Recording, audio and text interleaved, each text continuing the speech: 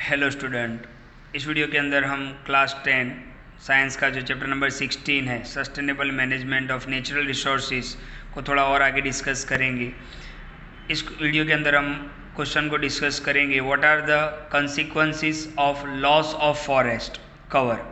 यानी इस क्वेश्चन को और इस तरीके से भी एग्जाम में पूछ सकते हैं, mention the serious effect of deforestation, है ना, कि फॉरेस्टेशन आज देख रहे हैं हम कि भाई फॉरेस्ट धीरे धीरे डिसअपियर हो रहे हैं क्योंकि हमारी रिक्वायरमेंट पॉपुलेशन बहुत बढ़ गई है, तो फॉरेस्ट क्या हो रहे हैं, डिसअपियर हो रहे हैं, गायब हो रहे हैं। तो बस इसी की हमें सीरियस इफ़ेक्ट बतानी है, डिफॉरेस्टेशन की सीरियस इफ़ेक्ट क्या है। तो deforestation is increasing day by day randomly because of rapid increase of population.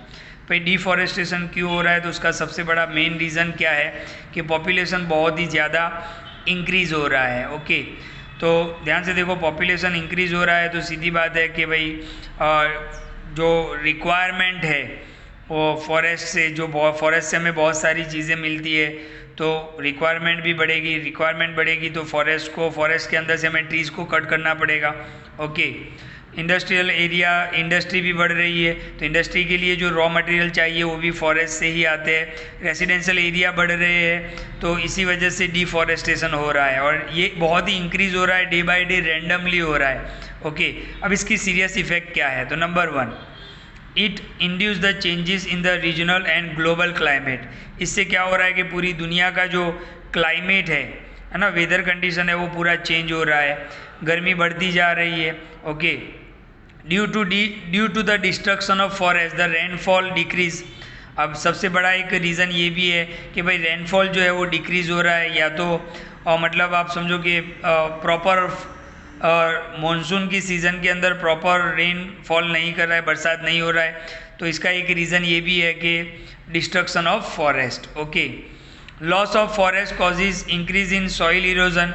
इससे क्या हो रहा है कि फॉरेस्ट जैसे जैसे लॉस होते जा रहे हैं, ट्रीज कम होते जा रहे हैं, सॉइल इरोजन बढ़ता जा रहा है, and decrease in the fertility of land, और जो लैंड की फर्टिलिटी है वो भी कम होती जा रही है। यानी इससे क्या होगा कि क्रॉप प्रोडक्शन बहुत ही कम होगा, सॉइल इरोजन बढ़ता जा रहा है और लैंड की फर्टिलिटी डिक्रीज होती जा रही है, यानी जितना क्रॉप प्रोडक्शन होना चाहिए उतना नहीं होगा। फिर एक और भी इफेक्ट है कि increase in the amount of CO2, है ना, जैसे जैसे फॉरेस्ट कम होते जाएंगे, ट्रीज कम होते जाएंगे, CO2 का लेवल और भी बढ़ता जाएगा, और जैसे ही CO2 बढ़ता जाएगा वो हमें क्या होगा कि ग्लोबल वार्मिंग की तरफ ले जाएगा, राइट। ओके, अच्छा, फॉरेस्ट डिसअपियर हो रहे, उससे एक और नुकसान ये भी है कि due to lost of habitat of wild life. अच्छा, फॉरेस्ट में रहने वाले जो वाइल्ड लाइफ है ना, एनिमल्स है, प्लांट्स है, वो भी धीरे धीरे गायब होते जाएंगे, और इससे क्या होगा कि chains of food web breaks. इससे क्या होगा कि फूड वेब जो है उसका जो चेन है वो भी ब्रेक होता जाएगा। और सबसे इम्पोर्टेंट यहाँ पर एक और सीरियस इफेक्ट बताया गया है कि the ecosystem balance is disturbed. Ecosystem हमने पढ़ा था, ओके, वो डिस्टर्ब्ड हो जाएगा। इससे क्या होगा कि इरेगुलरिटीज़ क्रिएट होगी और बायोजियोकेमिकल साइकिल जो है वो फंक्शन करना बंद कर देगी। बायोजियोकेमिकल साइकिल कौन कौन सी है, तो water cycle, oxygen cycle, carbon cycle, oxygen cycle, इनको हम क्या बोलते हैं, बायोजियोकेमिकल साइकिल। तो ये पूरा डिस्टर्ब हो जाएगा, तो डिफॉरेस्टेशन की वजह से ये सारी चीज़ें हो रही है। अच्छा, यहाँ पर एक और इम्पोर्टेंट क्वेश्चन को भी हम ऐड कर लेते हैं, importance of wild life conservation.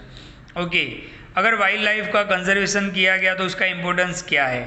Number 1, to maintain the forest ecosystem and ecological balance in nature. अगर वाइल्ड लाइफ को बचाया गया तो इकोसिस्टम मेंटेन रहेगा, ओके, और इकोलॉजिकल बैलेंस है वो नेचर का, वो भी कंप्लीट रहेगा। It helps to maintain forest by facilitating and growth of plants in different places bye dispersing seeds. Okay, ये सेकेंड है कि जो हेल्प करेगा फॉरेस्ट को ग्रो करने में। Number 3, flow of energy in trophic levels maintain. हमने पढ़ा था, अलग अलग लेवल पढ़े थे हमने चैप्टर नंबर 15 के अंदर, तो फ्लो ऑफ एनर्जी है अलग अलग ट्रॉपिक लेवल के अंदर वो मेंटेन रहेगा, और बायोडाइवर्सिटी क्या होगा, इंक्रीज होगा। बायोडाइवर्सिटी हमने लास्ट वीडियो में भी देखा था। ओके, तो ये वाइल्ड लाइफ कंजर्वेशन करने से इसका ही इम्पोर्टेंस है। ओके, तो वीडियो को ध्यान से देखें ओके, तो यहाँ पर हमने डिस्कस किया कि सीरियस इफेक्ट ऑफ डिफॉरेस्टेशन और importance of wild life conservation. तो वीडियो को ध्यान से देखें और सारे पॉइंट्स भी नोटबुक में जरूर लिखें। Thank you.